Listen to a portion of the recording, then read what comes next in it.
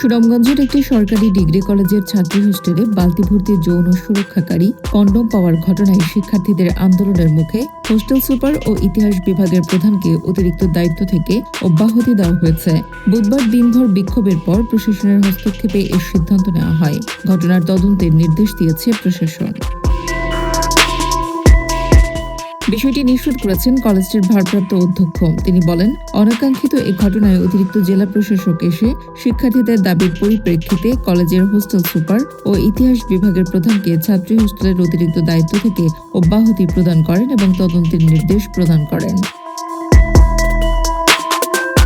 এর আগে বুধবার দিনভর কলেজটির সাবেক ও বর্তমান শিক্ষার্থীরা কলেজটিতে নানা অনিয়ম, দুর্নীতি, ছাত্রী হোস্টেলের দেখভালের দায়িত্বপ্রাপ্তদের অপসারণ এবং সম্প্রতি ছাত্রী হোস্টেলে বালতি ভর্তি যৌন উপকরণ পাওয়া গেছে দাবি করে বিক্ষোভ মিছিল করেন শিক্ষার্থীরা। বুধবার বিকেলে জেলা প্রশাসনের অতিরিক্ত জেলা প্রশাসক গিয়ে পরিস্থিতি সামাল দেন।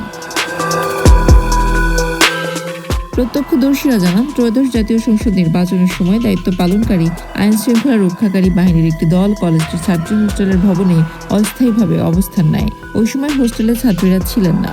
ভবনের বাথরুম পরিষ্কার পরিচ্ছন্নতায় কাজে গিয়ে তারা বালতি ভর্তি কন্ডোমের প্যাকেট দেখতে পান বলে দাবি করেন কলেজের বর্তমান ও প্রাক্তন কিছু শিক্ষার্থী।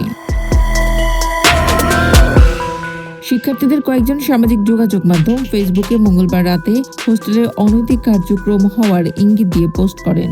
বুধবার বেলা 11টায় কলেজের বর্তমান ও প্রাক্তন কিছু শিক্ষার্থী এই ঘটনার প্রতিবাদ জানিয়ে বিক্ষোভ মিছিল বের করেন।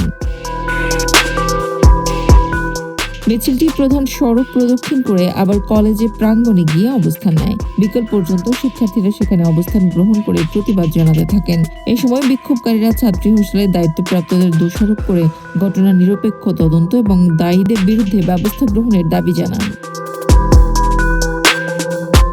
শিক্ষার্থীদের অভিযোগ, আইন শৃঙ্খলা রক্ষাকারী বাহিনীর পক্ষ থেকে বিষয়টি কলেজ কর্তৃপক্ষকে মৌখিকভাবে জানানো হয়েছে, কিন্তু ভারপ্রাপ্ত অধ্যক্ষ ব্যবস্থা নিতে সময়ক্ষেপণ করতে থাকেন। পরবর্তী সময়ে দৃশ্যমান কোনো পদক্ষেপ না নেওয়ায় তারা এই কর্মসূচি দিতে বাধ্য হন।